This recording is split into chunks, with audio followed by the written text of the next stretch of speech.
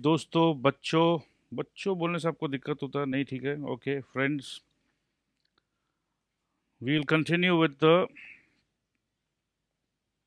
Types of shares. हमने preference shares के बारे में कुछ चर्चा स्टार्ट कर रखी है। आइए आगे चर्चा को बढ़ाते हैं।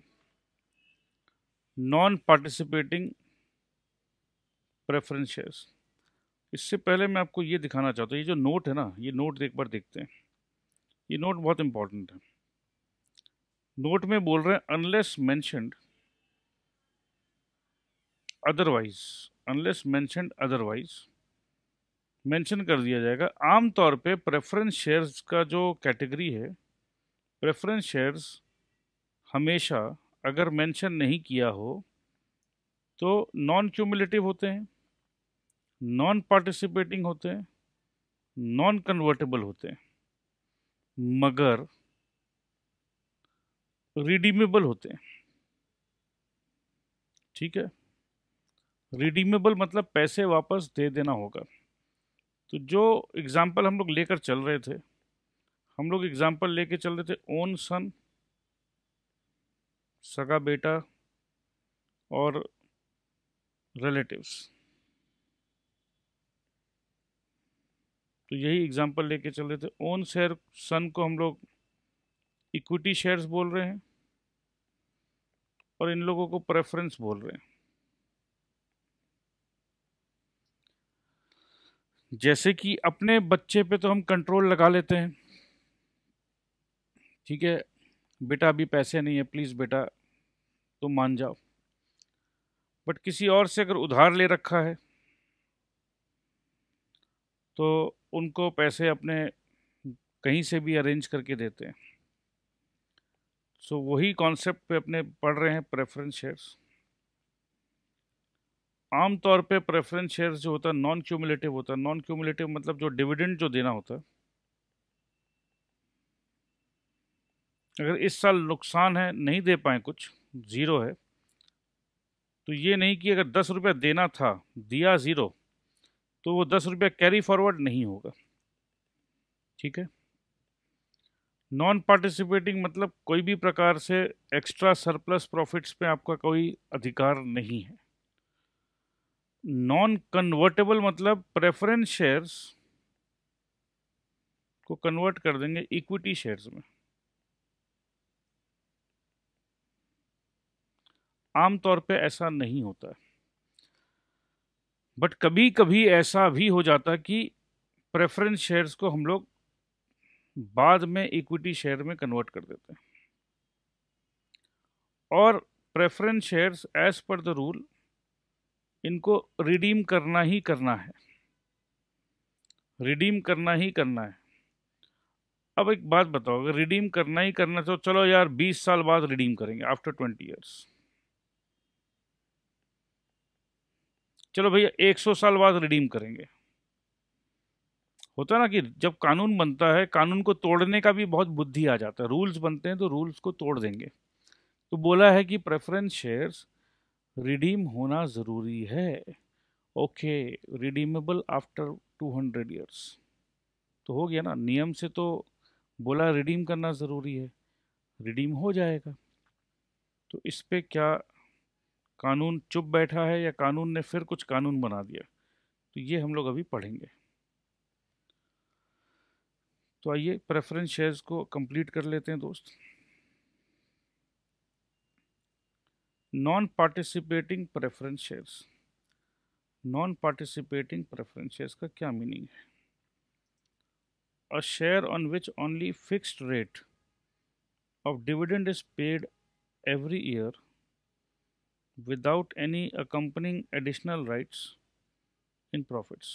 So non-participating मतलब no participation in profits। ठीक है, औकात पे रहो भैया, तुमको फिक्स डिविडेंड देंगे और हिम्मत को और आगे मत बढ़ाओ। इन profits and in surplus on winding up. जैसे होता है ना दोस्त, पिताजी का देहांत हो गया, वाइंड अप हो गए भाई पिताजी, या चलो दादाजी, तो दादाजी वाइंड अप हो गए हैं। अब सब कोई आ जाएंगे, अरे भाई दादाजी के वसीयत से हमको चाहिए, हमको चाहिए, हमको चाहिए। तो दादाजी के वसीयत से सबसे पहले तो जो उनके सगे बेटे हैं, ओन सन, उनको मिलना चाहिए या कोई और दूर दराज के रिश्तेदार को। तो उसी प्रकार से दोस्त, जब वाइंडिंग अप हो रहा हो तो कोई एक्स्ट्रा प्रॉफिट्स या सरप्लस का हिस्सा प्रेफरेंस वाले को नहीं दिया जाता। बोला, चुप, मेरे पिताजी या मेरे दादाजी मरे थे, तुम ये झूठे मगरमच्छ के आंसू बहा के पैसा लेना चाहते हो, ठीक है। सो सरप्लस नहीं मिलेगा, और इसी सिचुएशन को कहते हैं non participating preference shares. Unless otherwise specified, the preference shares are generally non participating. तो मेरे ख्याल से ये एकदम क्लियर हो गया होगा। आगे बढ़ते हैं। रिडीमेबल प्रेफरेंस शेयर्स, रिडीम करना है, पैसे वापस देना है। These are shares that a company में issue on the condition that the company will repay after the fixed period। Fix period 10 साल भी हो सकता है, 5 साल भी हो सकता है, जो भी है, फिक्स पीरियड के बाद हम पैसे वापस दे देंगे। और पैसे वापस देने की प्रतिक्रिया को कहते हैं रिडीमेबल। रिडीमेबल नहीं, प्रतिक्रिया को कहते हैं रिडेम्पशन। तो और इस प्रकार के शेयर्स को कहते हैं redeemable preference shares. So fix period है 10 साल, बट हमारा पोजीशन बहुत अच्छा है, हम 7वें साल में ही रिडीम करना चाहते हैं, तो क्या हम कर सकते हैं? बिल्कुल कर सकते हैं। और even earlier at companies discretion. Companies discretion, company चाहे तो हम कर दे। The repayment on these shares is called redemption and is governed by section 55 of the Companies Act 2013। तो चलिए, रिडीमेबल भी हो गया। नॉन रिडीमेबल प्रेफरेंस शेयर्स, नाम से ही समझ में आ गया होगा कि नॉन रिडीमेबल है, मतलब रिडीम नहीं होगा। बट सर, अभी तो आपने कहा कि नहीं, कंपनीज एक्ट चाहता है कि ऐसा कभी भी नहीं हो, रिडेम्पशन तो होना ही चाहिए। ठीक है, ये पढ़ते हैं। The preference shares which do not carry with them the arrangement regarding redemption are called non-redeemable preference shares. According to section 55, no company limited by shares shall issue irredeemable preference shares। So, बहुत important है। Section 55 बोल रहा है कि भाई irredeemable preference shares आप issue नहीं कर सकते हो, और preference shares redeemable after the expiry of 20 years. तो कहीं ना कहीं कंपनीज एक्ट ने समझदारी समझ लिया कि redeemable after 30 years, redeemable after 200 years. अच्छा, बेवकूफ़ समझ रखे हो। 20 साल तक का मैक्सिमम टाइम हमने आपको दिया, रिडीम करना ही करना है, ठीक है, from the date of issue. But कभी कभी कुछ कुछ कंपनीज ऐसी होती है जो एकदम ईमानदारी से वो 25 साल में रिडीम करना चाहती है, ईमानदारी से, कोई धोखा नहीं। क्योंकि उनका प्रोजेक्ट ही ऐसा है, इंफ्रास्ट्रक्चर प्रोजेक्ट, पूरा रोड बनाना है, डैम्स बनाना है, और डैम, रोड, ब्रिज बनाने में 25 साल लगने वाले। तो जब तक वो प्रोजेक्ट कंप्लीट होगा, उसके बाद पैसे आएंगे। तो जब तक प्रोजेक्ट कंप्लीट ही नहीं हुआ तो मैं कैसे वापस कर दूँ? बीच मझधार में पैसे वापस कैसे कर दूँ? तो उस सिचुएशन पे अलाउड है। तो वो कौन सा सिचुएशन है? ये, हाउएवर अ कंपनी में issue preference shares redeemable after 20 years. अभी अभी तो आपने कानून बताया कि 20 साल के बाद नहीं हो सकता, फिर ये कानून में बदलाव। देखो, जब कानून आता है तो उस कानून से अगर किसी को तकलीफ हो जाता है तो वो जाके प्रार्थना करते हैं, माई बाप मर जाएंगे, माई बाप हम मानते हैं कि आपने जो कानून बनाया ये ज़रूरी था, क्योंकि बहुत कंपनीज प्रेफरेंस शेयर्स रिडीम करना चाहती है 100 साल बाद, 70 साल बाद। बट माई बाप उनके धोखे का इंटेंशन को रोकने के लिए हमारे जैसे ईमानदार लोगों को तकलीफ़ क्यों हो, तो उन्होंने बताया कि भाई हम तो इंफ्रास्ट्रक्चर प्रोजेक्ट वाले लोग हैं, इंफ्रास्ट्रक्चर प्रोजेक्ट वाले लोग हैं हम लोग, तो हमारा तो प्रोजेक्ट ही 30-30 साल का है, तो हमको तो अलाउ करिए। तो उनको अलाउ कर दिया गया as may be specified under the companies act 2013। ठीक है दोस्तों, तो नॉन रिडीमेबल भी आपने समझ लिया है, बहुत ज़्यादा कुछ है नहीं, बट एक बार समझ लो, इससे क्या नॉलेज जो है, दिमाग में नॉलेज बढ़ता है और यही नॉलेज आगे चल के काम में आने वाला है।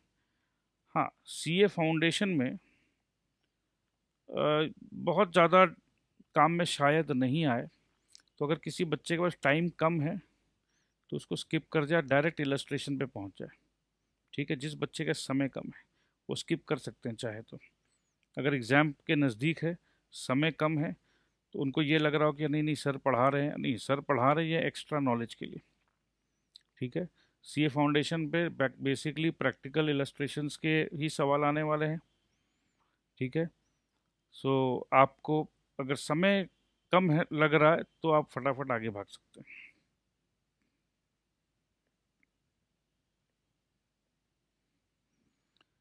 कन्वर्टेबल प्रेफरेंस शेयर्स कन्वर्ट हो जाएंगे इक्विटी शेयर्स में। ठीक है, converted into equity shares. Non convertible preference shares जो कन्वर्ट नहीं होंगे। ठीक है, तो ये दोनों रीड करने का दरकार नहीं है, मैंने बता दिया, ये इतना ही है। अब आइए दोस्त बात करते हैं इक्विटी शेयर्स का। सगे बेटे इक्विटी शेयर्स।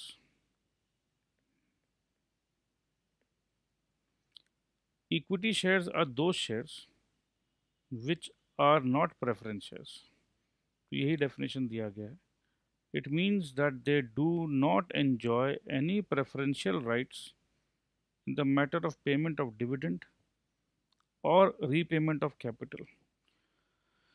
होता है ना, सगे बेटे को कोई एक्स्ट्रा राइट नहीं दिया गया है, अरे तुम तो अपना है भाई, वो तो उनको तो देना होगा। ठीक है, सो समझ रहे हैं आप बात, कि उनको प्रेफरेंशियल राइट्स नहीं मिला है, तो ये मत सोचिएगा कि इनका वैल्यू कम है। The rate of dividend on equity shares is recommended by the board of directors and may vary from year to year। Equity shares का बोल रहे हैं कि डिविडेंड जो है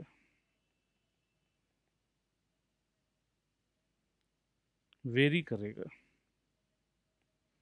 ध्यान दीजिए, अगर आप लोगों ने ध्यान दिया हो तो अभी हमने जो पढ़ा है, प्रेफरेंस शेयर का जो डिविडेंड था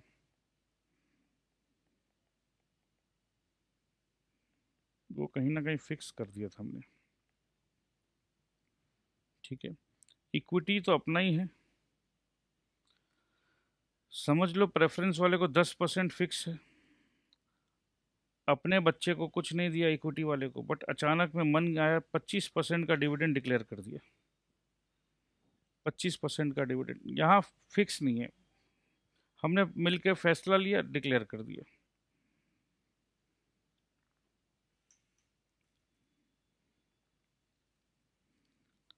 Rate of dividend depends upon the dividend policy and the availability of profits। Dividend मतलब क्या होता है, प्रॉफिट्स में से जो प्रॉफिट्स बांट देते हैं शेयर होल्डर्स को, उसी को कहते हैं डिविडेंड। तो सिर्फ पॉलिसी रखने से तो होगा नहीं, पैसा भी तो होना चाहिए। पैसा नहीं है और पॉलिसी है तो क्या होगा, कुछ नहीं होगा। ठीक है जी, after satisfying the rights of preference share holders. देखो कितना इंपॉर्टेंट बात है, अपने बच्चे को भूखा रख लेंगे बट रिश्तेदार के बच्चों को खाना खिला के सुलाएंगे। ठीक है, बहन के बच्चे घर पे हैं नहीं नहीं, उनको पहले रोटी खिलाओ। सो पहले प्रेफरेंस किसको देना है? प्रेफरेंस देना प्रेफरेंस शेयर वाले को। So after satisfying rights of preference share holders, these shares carry voting rights. कौन सा शेयर्स? इक्विटी शेयर्स का बात हो रहा है दोस्त। वोटिंग राइट किसके पास है? वोटिंग राइट किसके पास है? प्रेफरेंस वाले के पास या इक्विटी वाले के पास? वोटिंग राइट्स किसके पास? इक्विटी वाले के पास। Companies act 2013 permits issue of equity share capital with differential rights as to dividend, voting or otherwise in accordance with prescribed rules। तो अलग अलग राइट्स, ये सब अपने और डिटेल में अभी तो नहीं पढ़ेंगे, बाद में पढ़ेंगे। सो कंपनीज एक्ट 2013 परमिट करता है कि इशू कर सकते हैं equity share with differential rights as to dividend, voting और in accordance with the prescribe rules. तो अलग अलग रूल बना के हम इक्विटी शेयर देना चाहते हैं, दे सकते हैं। The shares can be issued by a company either for cash और for consideration other than cash.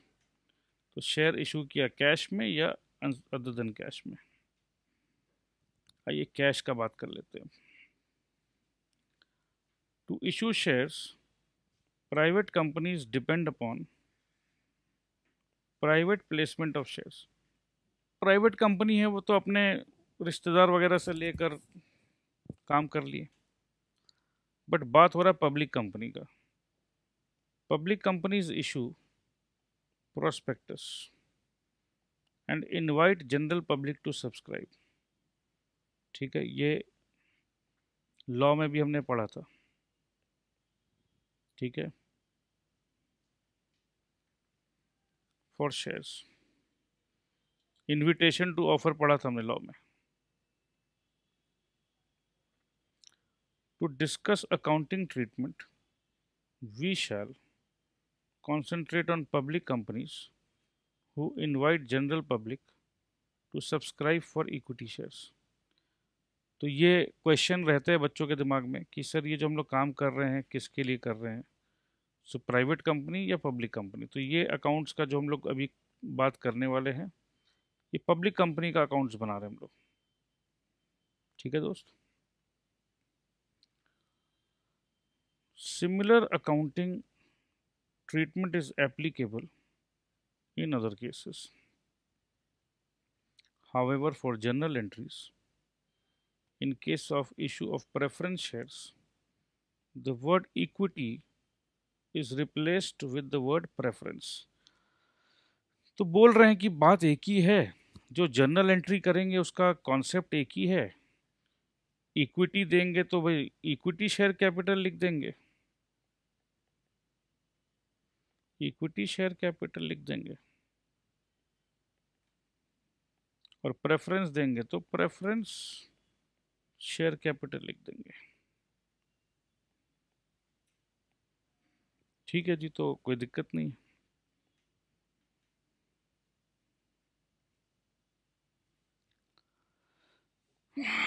Basically दोस्तों ये चैप्टर इतना इजी है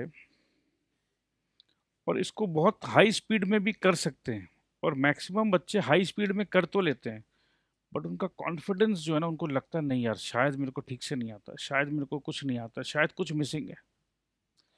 तो इसीलिए अपना थ्योरी ये बोलता है कि जो इजी है, जहाँ नंबर एकदम 20 में से 20, 10 में से 10, 8 में से 8, जो भी नंबर पूरा एकदम 100% आ सकता है, उसको तो एकदम अच्छे से करो। इजी चीज़ को ना लापरवाही में मत छोड़ दो। ठीक है, वो लापरवाह महंगा पड़ जाता है। अब पब्लिक कंपनी इश्यूज अ प्रोस्पेक्टस, शुरू में बताया था हमने, इसमें सारा डिटेल रहता है। Inviting general public to subscribe for its shares on the basis of prospectus, applications are deposited in a scheduled bank by the interested parties along with amount payable at the time of application। अब ये जो application amount को लेकर भी कुछ चर्चा है। Application amount जो है, इस पे कंपनीज एक्ट का कहना है कि अगर 100 रुपया का शेयर इशू कर रहे हैं तो कंपनीज एक्ट का कहना है कि मिनिमम 5 रुपया तो होना ही चाहिए एप्लीकेशन, और सेबी का कहना है कि मिनिमम 25 रुपया होना चाहिए। मतलब ये है मिनिमम 5%, ये है मिनिमम 25%। तो अब हमको बताइए कि बात किसका मानेंगे हम लोग। हमने आपको स्टार्टिंग में बताया था कि सेबी जो है ये हमारा गार्जियन है, सेबी हमारे दादाजी है, और कंपनी लॉ बोर्ड या कंपनीज एक्ट जो है वो पिताजी है। तो बस अब आप समझ चुके होंगे कि दादाजी का बात चलेगा। ठीक है दोस्त।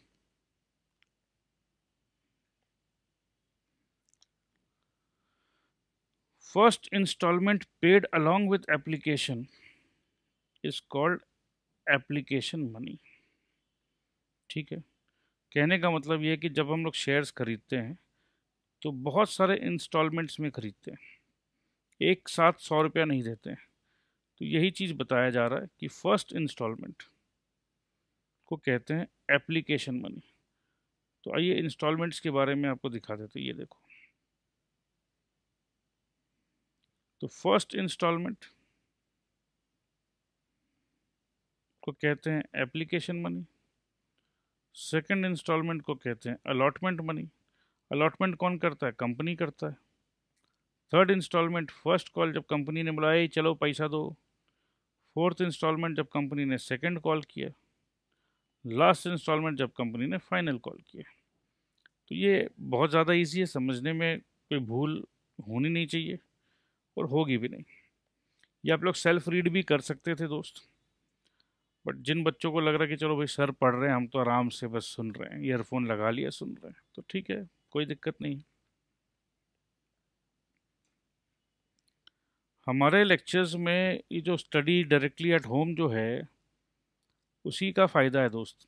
अगर हम कोचिंग सेंटर में पढ़ा रहे होते हैं तो शायद मैं इसको पूरा का पूरा स्किप कर जाता, और जब मैं पूरा का पूरा स्किप करता कोचिंग सेंटर पे तो बच्चे आम तौर पे घर पे पढ़ते नहीं। भाई सर ने स्किप कर दिया तो चलो यार छोड़ो।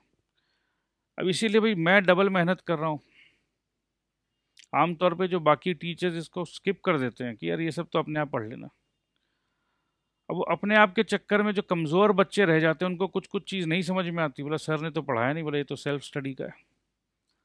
तो कुछ चीज़ जो नहीं समझ में आई, कमज़ोर बच्चों का बात कर रहा हूँ मैं, उनके लिए एग्ज़ाम पास करना थोड़ा सा डिफ़िकल्ट हो जाता है। तो मैं बार बार, पता नहीं ऐसा मेरे को लगता है कि भाई जो मजबूत जो अच्छे बच्चे हैं वो तो चलो इसको स्किप भी कर जाएंगे, कोई दिक्कत नहीं है। बस सर ये क्या पढ़ा रहे हैं, बोर कर रहे हैं, आई डोंट माइंड दैट। तो भाई जो इंटेलिजेंट बच्चे हैं, जिनका इंग्लिश बहुत स्ट्रांग है, जो आराम से इसको रीड करेंगे और तुरंत समझ जाएंगे, तो उनको मैं एकदम एब्सोल्यूट बोरिंग लगूंगा अभी। बट दोस्त, इंटेंशन को समझना कि अगर आप एक इंटेलिजेंट बच्चे हो और आपको लग रहा है कि भाई ये तो इंग्लिश में बस लिखा हुआ है, सर तो सर रीड कर रहे हैं, रीड कर रहे हैं भाई। यूट्यूब में कुछ बच्चों का कमेंट भी देखा, भाई इनको तो बेस्ट रीडर का अवार्ड मिलना चाहिए। ठीक है जी, कोई दिक्कत नहीं है, बट कोशिश उन बच्चों के लिए है जिनके लिए ये कुछ कुछ शब्द का हेरा फेरी उनके लिए भारी पड़ जाता है दोस्त। सो ये पूरा कोशिश उन बच्चों के लिए किया जा रहा है जहां उनको इंग्लिश पढ़ना कहीं ना कहीं साइकोलॉजिकल बैरियर है उनके लिए, कि बाबा कौन पढ़ेगा, कैसे हम पढ़ भी लेंगे तो समझ में नहीं आएगा, क्योंकि कहीं एक चीज़ नहीं समझ में आने से आगे नहीं समझ में आना है। तो उन बच्चों के लिए ये कोशिश किया जा रहा है, जो हम सबका नैतिक जिम्मेदारी है दोस्त। अगर आप एक अच्छे शहर में हो और आपने एक अच्छी इंग्लिश मीडियम स्कूल में एजुकेशन हासिल की है, आपके पिताजी बहुत पैसे वाले हैं, so you got the best.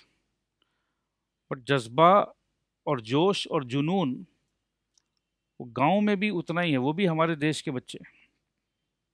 और सोचो उनको क्या डिप्रिवेशन है, मतलब उनके स्कूल में, गवर्नमेंट स्कूल में टीचर्स ही नहीं आते।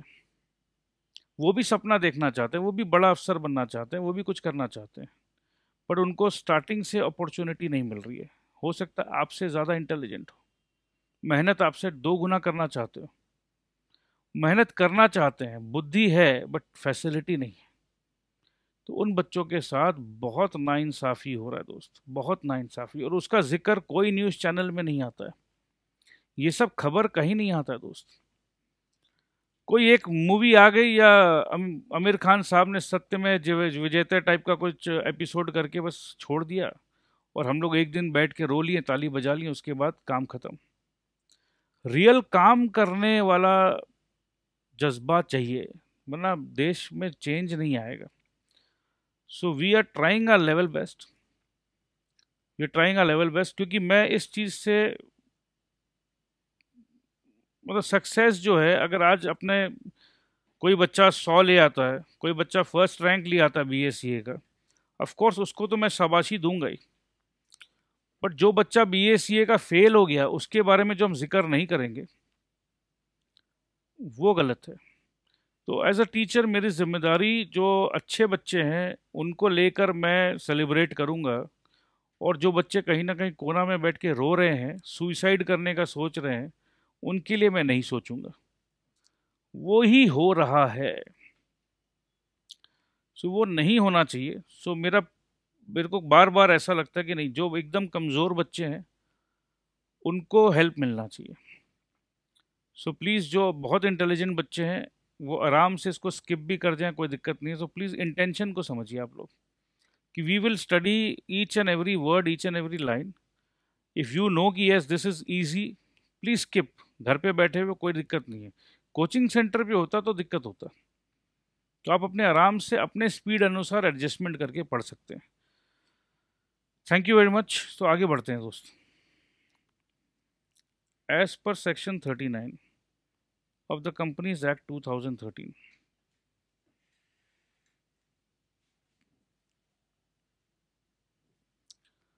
application money must be at least 5%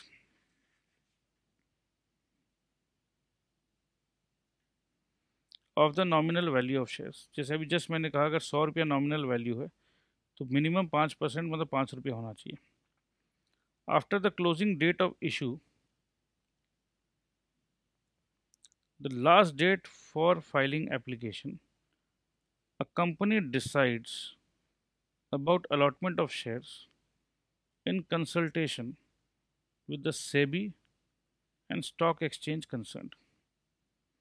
किस स्टॉक एक्सचेंज में लिस्टेड होगा ये?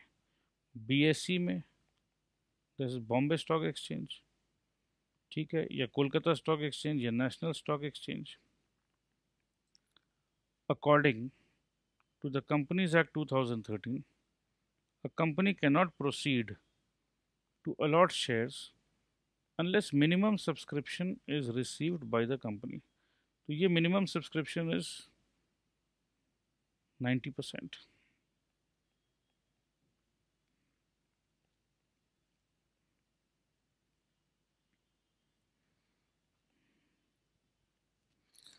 ये जो है मिनिमम सब्सक्रिप्शन जो है, ये सब चीज़ों को ध्यान में रख के किया जाता है। सो ये आप सेल्फ रीड कर सकते हो दोस्तों, इसमें कोई दिक्कत नहीं है।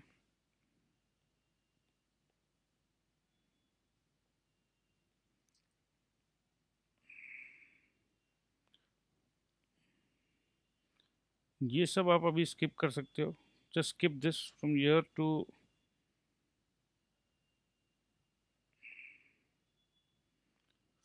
Year, please skip this, not required right now, ठीक है।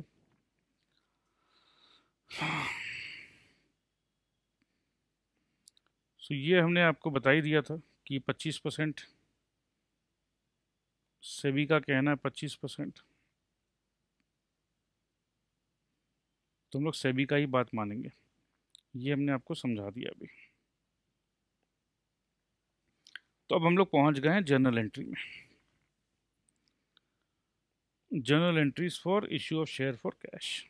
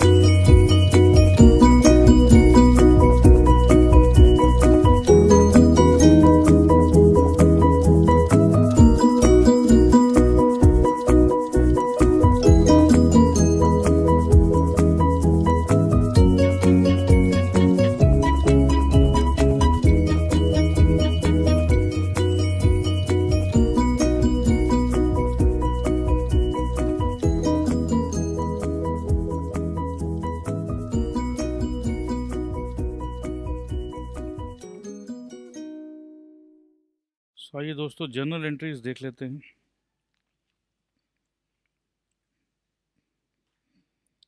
Journal entries for issue of shares for cash.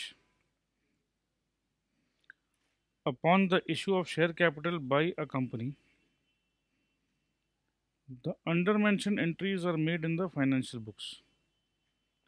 Company ने शेयर को इशू कर दिया, ठीक है।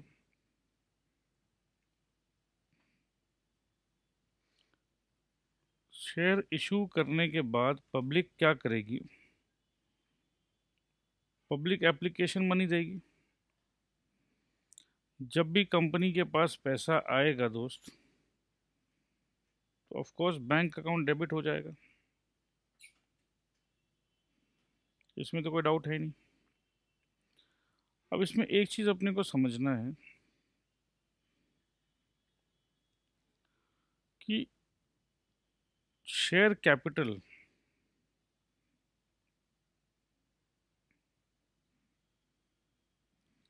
जैसे हम लोग जब बैलेंस शीट बनाते हैं तो ये तो अपने सबको पता है कि कैपिटल,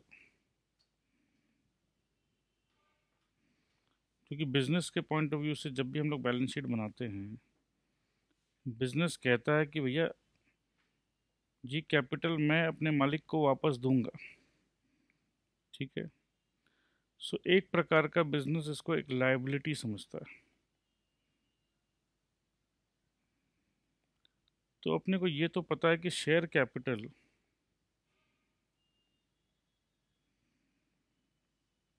का अल्टीमेट बैलेंस क्रेडिट बैलेंस होता है। तो ये चीज़ अपने को एकदम अच्छे तरह से पता है। अब दोस्त इसमें क्या होता है, अलग अलग लेजर समझ लीजिए खोलते हैं हम लोग। शेयर एप्लीकेशन,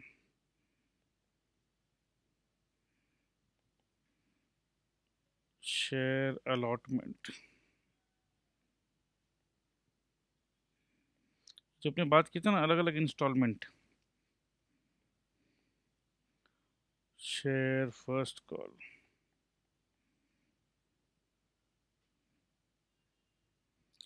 ये जितने भी लेजर्स खुलते हैं they are all temporary in nature. They are all temporary. ऐसा क्यों कह रहे हैं? क्योंकि अल्टीमेटली ये सब क्लोज हो जाते हैं,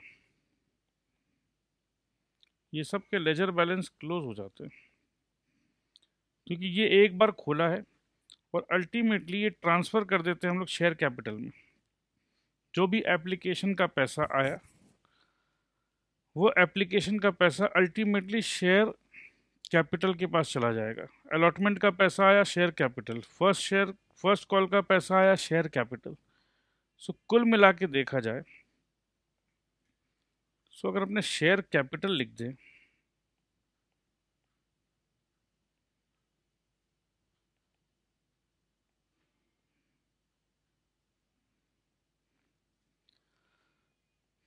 तो पहले तो ये बाई एप्लीकेशन जो पैसा आया, बाई अलॉटमेंट जो पैसा आया, बाई फर्स्ट कॉल जो पैसा आया, बाई सेकंड कॉल जो भी पैसा आया, तो कुल मिला के ये शेयर कैपिटल में चला गया। अगर इतना सा कॉन्सेप्ट क्लियर है तो ये चैप्टर मोर और लेस हमने ख़त्म कर दिया है। अब तो बस सिर्फ देखना है, मज़े लेना है। सो आइए मज़ा लेना स्टार्ट करते हैं। On receipt of application money, bank account debit to share application account. तो एक काम करते हैं, पीछे में अपने शेयर एप्लीकेशन बनाए थे, bank account debit to share application. तो शेयर एप्लीकेशन क्रेडिट हो रहा है बाई बैंक से,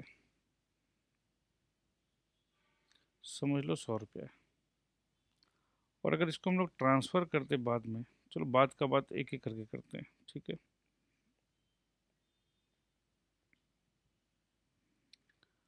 अब अलॉटमेंट हुआ जी, ठीक है। अलॉटमेंट के समय share allotment account debit with the amount due on allotment. Share application amount account को भी डेबिट कर दिया हमने with the application amount received on allotted shares to share capital account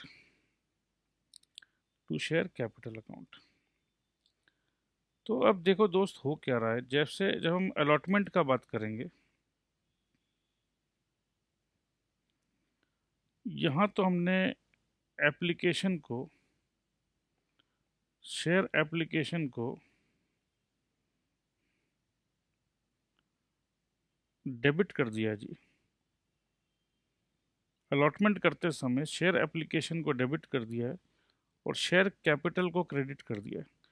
इसका मतलब ये है कि अब हम जब शेयर अलॉट करने के पोजीशन में आ गए हैं, तो अब 100% हम इसको,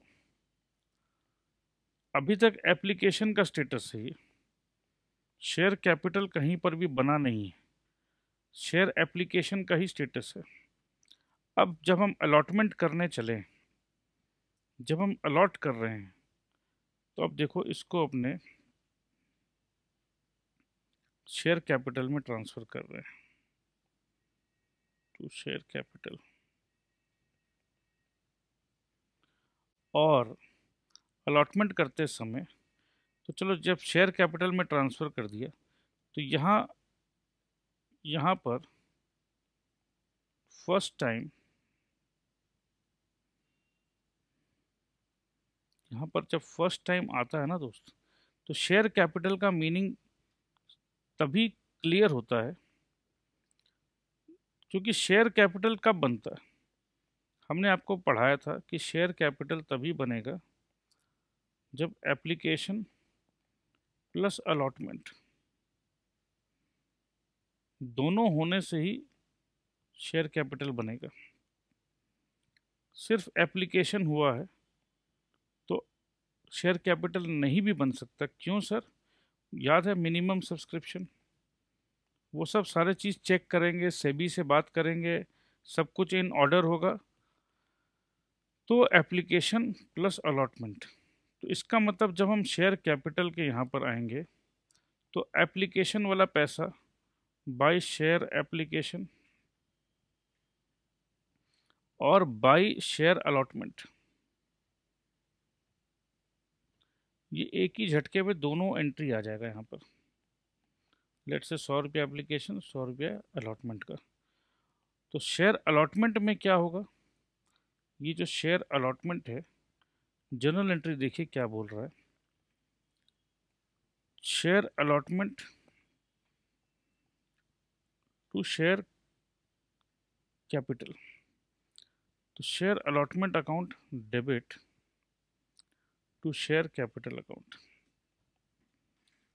शेयर अलॉटमेंट अकाउंट डेबिट हुआ टू शेयर कैपिटल।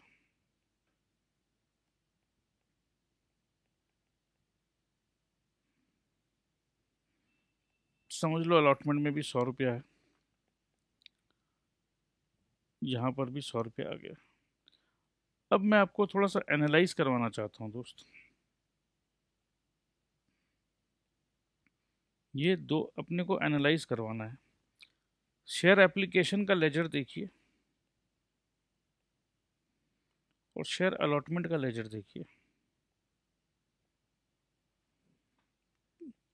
इससे कुछ सीखना है आज हम लोगों को।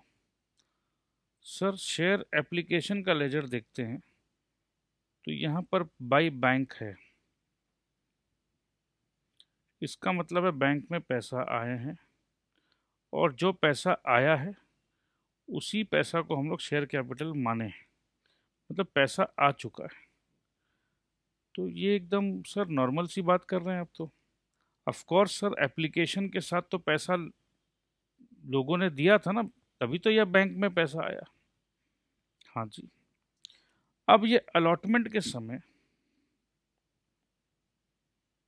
जब हम अलॉटमेंट का लेजर देख रहे हैं तो यहाँ पर पहले क्या आया, पहले फर्स्ट पैसा आया, first first we received the money, first money. Second में शेयर कैपिटल, स्टेप का बात कर रहा हूं मैं। अब जब अलॉटमेंट हो रहा है तो यहां फर्स्ट शेयर कैपिटल हो रहा है, तो पैसा तो आया नहीं ना, money, money from in the bank, no, money नहीं आया अभी तक, तो भी हम शेयर कैपिटल को क्रेडिट कर दे रहे हैं। ऐसा क्यों? अरे भैया, जब कोई आदमी एप्लीकेशन डाला है तो उसको तो मालूम है ना, एप्लीकेशन डालते समय उसको मालूम है कि भाई एप्लीकेशन मेरा मंजूर हो गया तो अलॉटमेंट में इतना पैसा देंगे। तो ये कंपनी जो है ये कहीं ना कहीं कुछ कॉन्फिडेंस में है कि भैया एप्लीकेशन का जब पैसा आ गया है तो अलॉटमेंट का भी पैसा 101% आएगा ही आएगा, तो चलो काम को आगे बढ़ाओ फटाफट। सो इसका मतलब ये है कि अभी जैसे मैंने आपको स्टार्टिंग में कहा था, ये शेयर अलॉटमेंट वगैरह ये टेम्पररी लेजर है, तो अभी ये क्लोज तो नहीं हो सकता। ये लेजर तो क्लोज हो गया, शेयर एप्लीकेशन क्लोज। कैसे क्लोज हुआ सर? अरे भैया मेरे मेरे प्यारे बच्चे, कैसे क्लोज नहीं हुआ ये बताइए आप। क्लोज का मतलब होता है जब अपने लेजर को बैलेंस करने का कोशिश करेंगे तो बैलेंस जीरो, क्योंकि ऑलरेडी बैलेंस्ड है। जीरो जीरो कुछ कुछ नहीं है ना, सब तो 100 तो ये क्लोज हो गया। ये खाता शेयर एप्लीकेशन बेसिकली हम लोग अगर अभी तक नहीं समझे आप लोग, कुछ भी बैलेंस जो रह जाता है ना, उसी बैलेंस को ही तो ट्रायल बैलेंस में लेके जाते हैं फाइनल अकाउंट्स बनाने के लिए। तो यहाँ तो शेयर एप्लीकेशन में तो कोई बैलेंस है ही नहीं, तो शेयर एप्लीकेशन कहीं पर भी बैलेंस शीट में शेयर एप्लीकेशन बोलकर लिखेंगे ही नहीं, क्योंकि शेयर एप्लीकेशन का कोई ट्रायल बैलेंस में उसका कोई बैलेंस आएगा ही नहीं। प्लीज़ अकाउंट्स को समझिए कि काम कैसे करते हैं। तो शेयर अलॉटमेंट को भी बंद कर दीजिए सर। कैसे बंद कर दे दोस्त बताइए? शेयर अलॉटमेंट को क्या बोलकर बंद करें? शेयर अलॉटमेंट तो कर दिया है, बट क्या इसका पैसा आया है अभी तक? नहीं। तो जैसे ही पैसा आ जाएगा यहाँ पर तो ये ऑटोमेटिकली ये बंद हो जाएगा, क्योंकि शेयर अलॉटमेंट कर दिया, अलॉटमेंट कर दिया मतलब 100 रुपया का या 100 करोड़ का अलॉटमेंट तो कर दिया है, पैसा नहीं आया, पैसा नहीं आया। कैसे पता पैसे नहीं आया? क्योंकि यहाँ देखो ना, ये ब्लैंक है अभी, तो इसका पैसा का इंतज़ार कर रहे हैं। ठीक है दोस्त, पैसा का इंतज़ार कर रहे हैं। तो आइए देखते हैं, आइए देखते हैं क्या पैसा आएगा। यहाँ हमने जर्नल नंबर 2 में अलॉटमेंट कर दिया दोस्त, विश्वास के बेस पे अलॉटमेंट कर दिया, पैसा आया नहीं है। प्लीज समझिएगा बात को। Being the sum due on allotment, देखो लिखा हुआ है sum due on allotment and application money transfer to capital account. तो जो ड्यू है, जो ड्यू है और जो एप्लीकेशन मनी है, दोनों को हमने कैपिटल अकाउंट में ट्रांसफर किया। क्या हमने भी किया है? ये शेयर कैपिटल है, हमने भी जो एप्लीकेशन है और जो अलॉटमेंट है, ये ड्यू है, पैसा आया नहीं है, मगर फिर भी हमने यहाँ पर डाल दिया। तो मेरे ख्याल से एक बार समझ लो, एक बार समझने का ही बात है दोस्त। अकाउंट्स को सिर्फ एक बार अच्छे से समझ लो, उसके बाद तो यार you know it the best. अब हमें कहीं ना कहीं अलॉटमेंट का पैसा का इंतज़ार है या नहीं है, पहले ये बताइए। बिल्कुल है सर, हमने विश्वास पे अलॉटमेंट कर दिया, अब हमें पैसा का इंतज़ार है। On receipt of allotment money, चलो भैया इंतज़ार की घड़ी ख़त्म हुई, पैसे आ गए बैंक अकाउंट। अब एक बात बताओ, ये अलॉटमेंट का जो पैसा है बेसिकली है तो ये शेयर कैपिटल,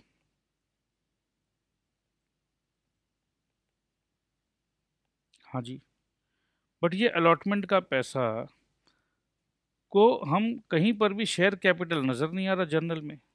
क्यों नहीं आ रहा? अरे क्योंकि पहले ही, पैसा आने से पहले ही हमने अलॉटमेंट वाला पैसा को शेयर कैपिटल में तो डाल रखा है। ये है शेयर कैपिटल। ये अलॉटमेंट वाला पैसा। तो शेयर कैपिटल तो हमने पहले ही अनाउंसमेंट कर दिया है। अब तो समझ लो ये बस यहाँ का जो काम बाकी है, ये अलॉटमेंट का ये वाला जो ब्लैंक एरिया है, इसको भरना है अपने को। ठीक है।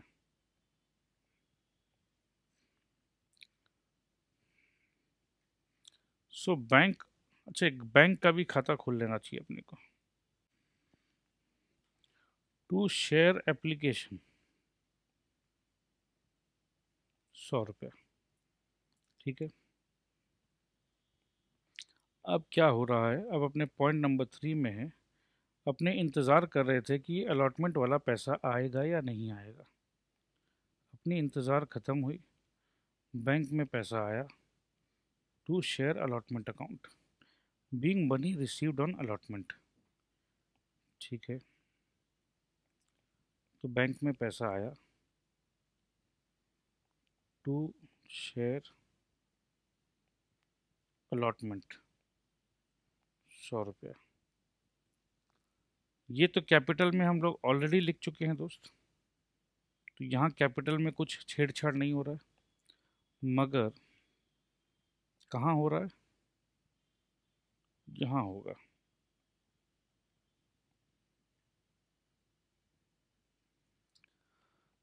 बाई बैंक, 100 रुपये। तो एक तरीके से आप देखो, ये अब इसका भी खाता खत्म, क्लोज। सो अगर अपने ध्यान से देखें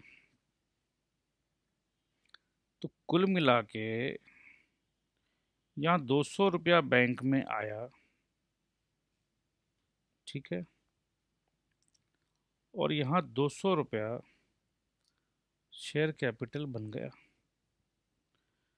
तो कहीं ना कहीं अगर हम एक शॉर्टकट में बात को समझे, जो बच्चे समझना भी चाहते हैं, बोले सर कुल मिला के बात तो इतना ही है कि bank account debit to share capital,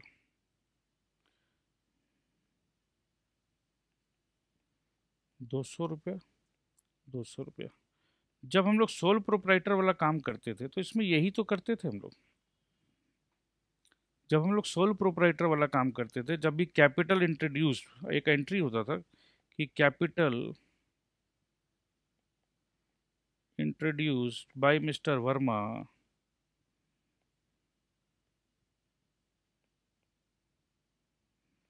is 200 rupees, समझ लीजिए। तो अपने तुरंत आराम से bank account debit to share capital या टू कैपिटल, राइट।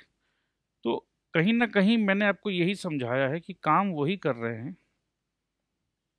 ठीक है। ये टेम्प्ररी अकाउंट्स खोल रहे हैं हम लोग।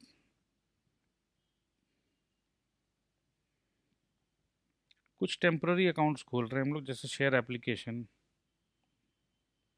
Share allotment, these are all temporary accounts. Ultimately ये खुलेंगे और बंद हो जाएंगे।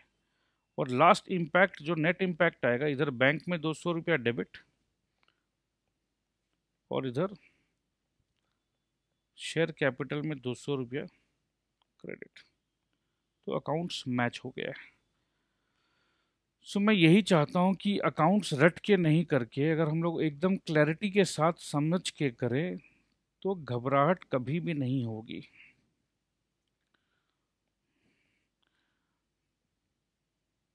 ठीक है दोस्त। अब ये क्या कह रहे हैं कि कभी कभी ऐसा होता है कि हम लोग ये दो टेम्पररी लेजर नहीं खोल के एक ही खोल लेते हैं, एप्लीकेशन एंड अलॉटमेंट का एक ही लेजर खोल लेते हैं। तो क्या फ़र्क पड़ता है, एक खोलो या दो खोलो, कुल मिला के, कुल मिला के इम्पैक्ट तो वही आएगा। तो मैं ये चाहता हूँ कि ये एक लेजर खोल, ये एक ही एप्लीकेशन एंड अलॉटमेंट, जैसे इन्होंने कहा है हम एक ही लेजर खोल के काम करेंगे। तो प्लीज़ एक बार इसका लेजर पोस्टिंग आप वीडियो को पॉज करिए और ख़ुद करके देखिए कि अगर हम लोग दो करके, जैसे अभी मैंने दो करके किया है यहाँ पर, राइट, मैंने दो लेजर बनाया है। तो एक बार वीडियो पॉज करिए दोस्तों और आप लोगों से रिक्वेस्ट करता हूँ मैं कि please go slow go study, और अगर आपको ये एक करके करना पड़े तो क्या आप रेडी है करने के लिए? उसके बाद हम ये कॉल वाला काम करेंगे। तो वीडियो पॉज करके आप देख सकते हैं।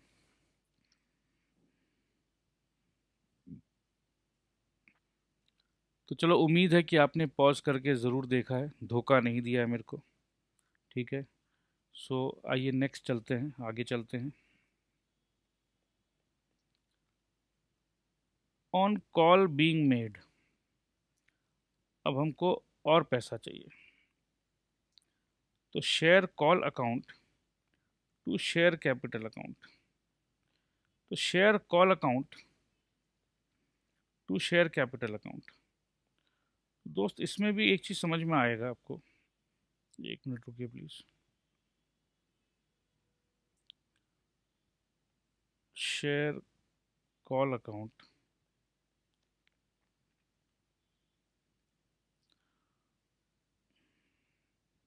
जर्नल एंट्री है share call account debit to share capital. इसको डेबिट कर रहे हैं टू शेयर कैपिटल से।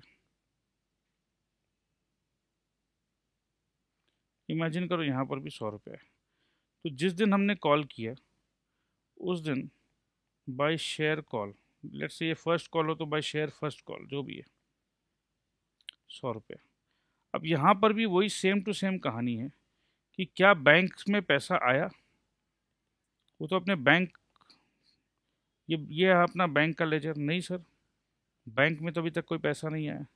मतलब पैसा नहीं आया बट विश्वास है, विश्वास है हमें कि शेयर कॉल अब हमने कर दिया है तो ये पैसा आ जाएगा। ठीक है, और उसी विश्वास पे शेयर कैपिटल को हमने क्रेडिट कर दिया। ठीक है, तो विश्वास पक्का होगा। यस, हुआ विश्वास पक्का, पैसे मिल गए हमें। Bank account debit to share call account being share call money received with the due amount actually received on call. तो जितना मिलना था मिल गया। तो वापस जर्नल एंट्री क्या होता है? Bank account debit to share call.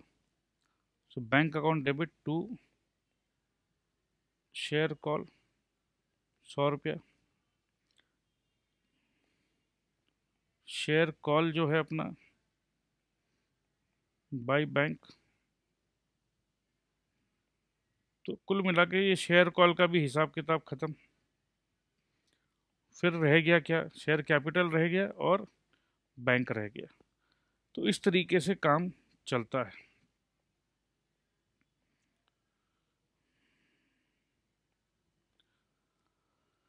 Subscription of shares. चलिए, कॉन्सेप्ट मेरे ख्याल से आपने पूरा समझ लिया है। अब आगे चलना है अपने को सब्सक्रिप्शन ऑफ शेयर्स।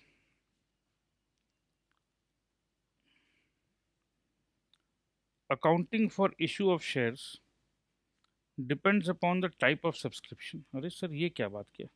अभी तो आपने सब कुछ सिखा दिया, अभी तो आपने एकदम अच्छा से जर्नल एंट्री सब कुछ समझा दिया। अब ये नया बात क्या आया कि depends upon the type of subscription? हाँ जी, कुछ और बारीकी में सीखना बाकी है। Whenever a company decides to issue shares to public, it invites application for subscription by issuing a prospectus। ये बात तो पता है अपने को। It is not necessary that company receives applications for the number of shares to be issued by it. There are three possibilities। अब जो हम लोगों को हिसाब किताब करना है, अभी तो हमने एक बेसिक सीख लिया है, 3 पॉसिबिलिटी का बात कर रहे हैं। अभी तक इतने ये जो हमने अभी काम किया है, इसमें कहीं पर भी हमने पैसे रिटर्न नहीं किए। अब पैसा रिटर्न विटर्न करने का बात आएगा, चलो कोई दिक्कत नहीं। तो रिटर्न करने में क्या बड़ा बात है? बैंक डेबिट हुआ तो बैंक क्रेडिट हो जाएगा। Full subscription, issue is fully subscribed if the number of shares offered for subscription and the number of shares actually subscribed by the public are the same. जितना हमने offer किया public ने उतना subscribe कर दिया. To start discussion on accounting treatment for issue of shares, let us assume that the issue is fully subscribed. तो fully subscribed अगर हो जाए तो क्या हो. तो आइए इलस्ट्रेशन नंबर 2 अपने को पूरा गाइड करेगा इसमें.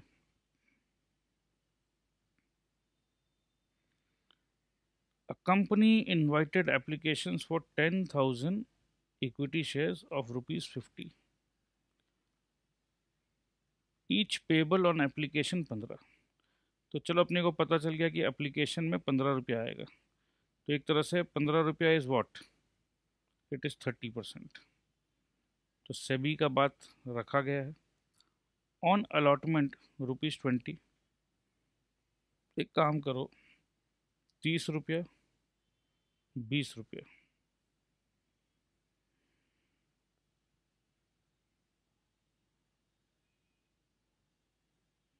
अच्छा, हमने कुछ गलत पढ़ दिया है. Company invited applications of 10,000 equity shares. 50 रुपया का एक शेयर है. एप्लीकेशन में 15 रुपया. अलॉटमेंट में 20 रुपया.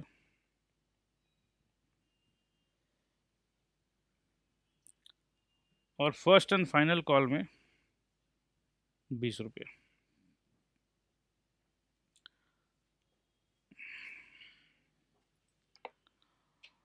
ठीक है, आगे लिखा हुआ है दोस्त, applications are received for 10,000 shares. कितना शेयर अलॉट किया था, नहीं, कितना शेयर हमने इशू किया था. अलॉट तो बाद में करेंगे, ठीक है, पहले हम इशू करेंगे, उसके बाद एप्लीकेशन आएगा और उसके बाद हम अलॉटमेंट करेंगे. सो क्या लिखा हुआ है, applications are received for 10,000 shares and all the applicants are allotted number of shares they have applied for, and installment money was duly received by the company. Show journal entries in the books of the company. तो सीधा सीधी कहानी है, 15-20-20 करके पैसा आएगा. So bank account debit to equity share application. ठीक है, at the time of allotment application money received from successful applicants become part of share capital and is transferred to share capital as under equity share cap application account to equity share capital. तब ये हो गया. और इधर allotment जो है, equity allotment to equity share capital, तो ये भी हो जाएगा. अब पैसे आने जो थे वो आ जाएंगे, बैंक में आ गए, अलॉटमेंट के पैसे आ गए. अब हमने फर्स्ट कॉल कर दिया, जैसे ही कॉल किया भरोसे पे इक्विटी शेयर को क्रेडिट कर दिया, अब फर्स्ट कॉल का पैसा आ गया. तो बस जो भी हमने किया है वही चीज़ है यहाँ पर, बस उसमें सिर्फ अपने को जो डेबिट एंड क्रेडिट का अमाउंट है वो बस कैलकुलेशन यहाँ करके यहाँ डाल दीजिएगा. सो दोस्त, आज का क्लास यहीं रोकते हैं. We are going very slow but we are going very steady. मैं नहीं चाहता हूँ कि ये इतना इजी चैप्टर आप लोग इसमें कहीं पर भी कोई गलती करें. So take care. I love you all. Bye bye.